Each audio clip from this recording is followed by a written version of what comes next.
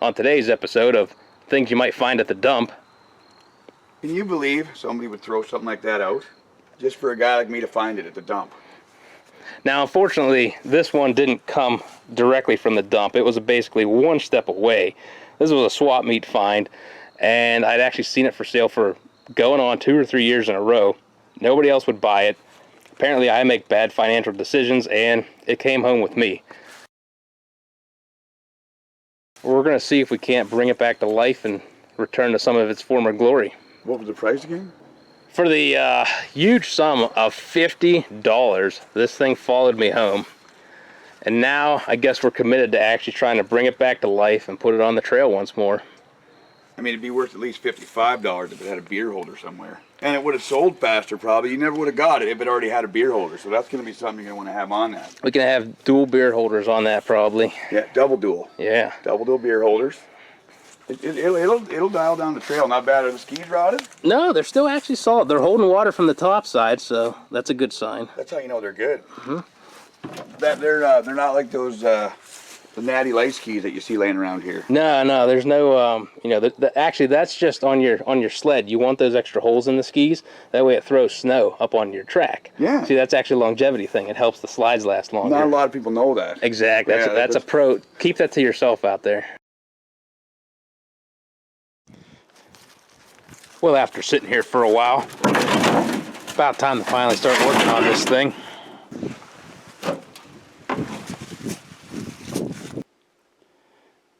So finally got this thing here in the shop.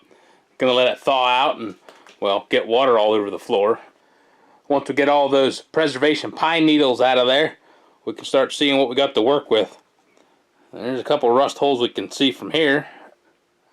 Overall, this thing's not completely trashed. Well, a lot of the structure's still good. We just got to free up some bushings, get those leaf spring pivots and all that kind of working again. Make sure the hitch is going to be good. Bolt on some of the extra stuff here. Cut out some stuff. Basically make this thing ready for utility use once more. Maybe throw a little bit of paint on there. Those are definitely unique skis, so got to make sure that they don't keep rusting out or they're not going to fold in half when this thing gets loaded down. If more of that damage was down there, we'd just consider it drain holes and not even bother repairing it. Probably not the best having the ski tip poking through there. It is definitely going to be a bit of a challenge trying to keep that plastic alive long term. Everything is brittle, and it's only going to get even more brittle once it's back in the cold. Not sure if it's going to be plastic welding or pop rivets that try and get that back together. Definitely need a cover up front though, just to keep the snow out. And even though this isn't going to be a factory restoration, going to try and use as many of the original parts as possible.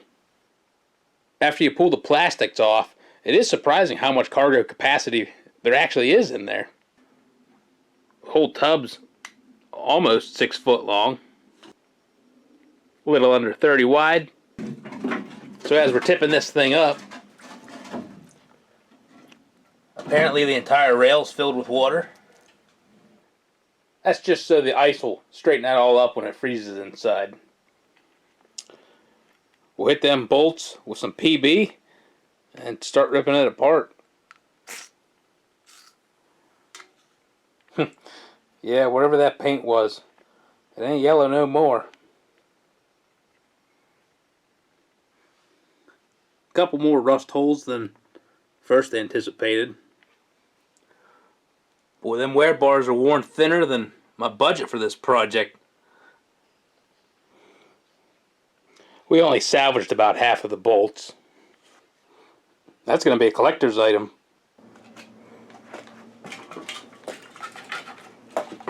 We've got spring on this side. Everything's seized up over here. Of course, there's always that one bolt that puts up a fight. So after much finesse and different various methods of trying to remove that bolt, we have failed. And the proper thing to do now is we're just going to leave that there. It's a permanent rivet now, and I think we need to remove these pins and just leave that leaf spring on there. I mean, it's not giving up if you change your method of repair. That's about as far down, breaking things apart, as we're going to go. Next stage, grinding, prepping, doing some paint work and metal repair. Not sure if it's going to be pop rivets or welding yet, but we'll figure that out. And the more I look at that hood, boy, is that thing going to be a project. That plastic over the years has just gotten so brittle. Not going to be an easy fix. I think possibly this plywood is holding together a bunch of already broken plastic. And there's some areas like up in here that are just cracked in multiple surfaces. We might have to just kind of put some fiberglass matting or something on the inside to just try and hold it together.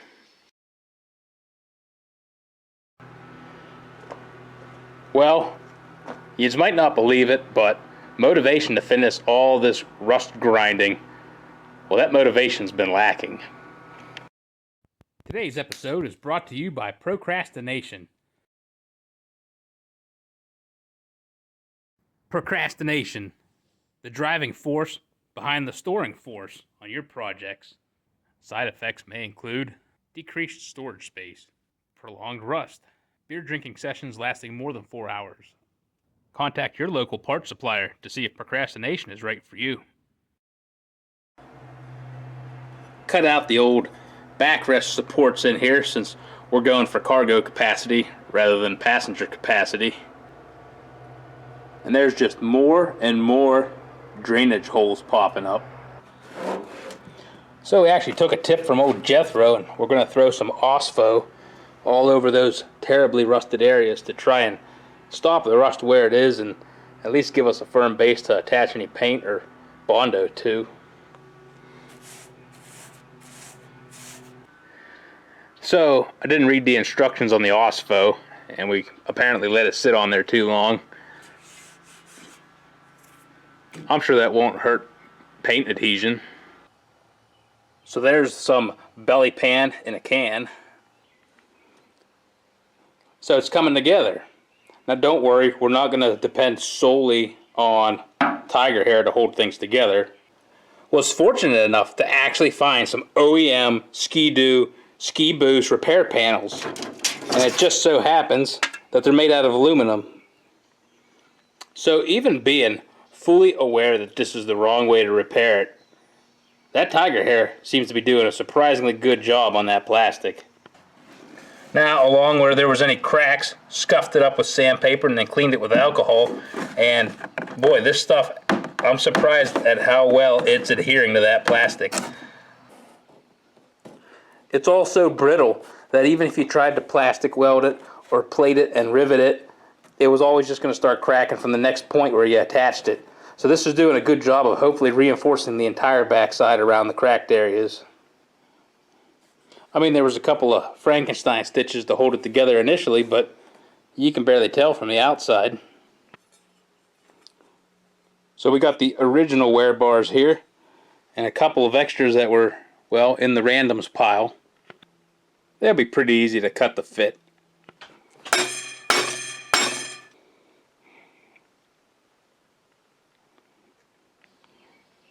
Skis are pretty much done. New wear bars installed. Could have probably used another coat of paint, but got to save some for the pan.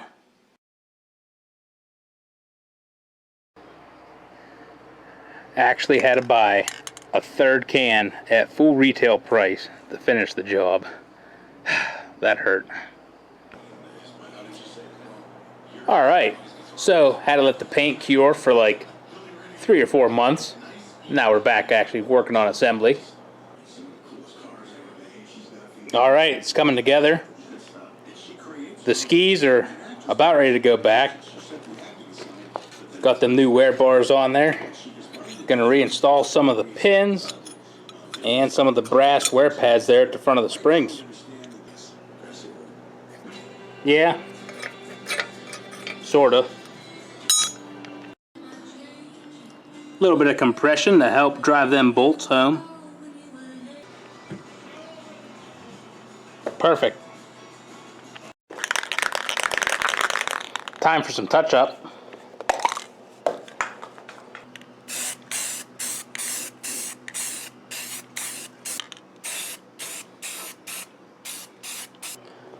Finally got this thing back on its skis.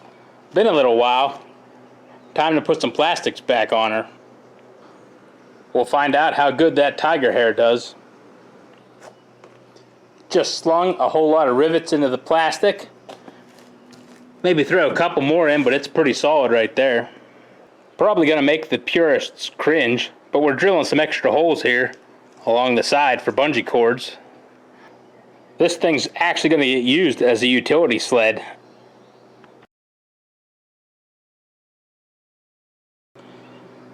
Now the windshield, it's already pretty much trashed. I mean, they tried to remove the rivets with a grinder. Well, I guess they didn't try, they actually did. And there's a lot of rust from it sitting around in the bottom of the pan. But you know what? It's still the original. It's got that yellow tint to it.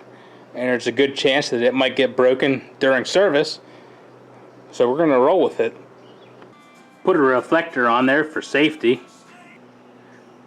And there is the finished product. Yeah, you could say it needs a good wash and a wax and a lot of extra trim pieces to kind of make it finished. But in my mind, it's done. Just because it's not a textbook restoration doesn't mean it can't be finished. And compared to what it was, this thing's ready to roll. Strap some gas cans and camping supplies in there. It sure beats the alternative of going to the scrapyard and becoming tin cans.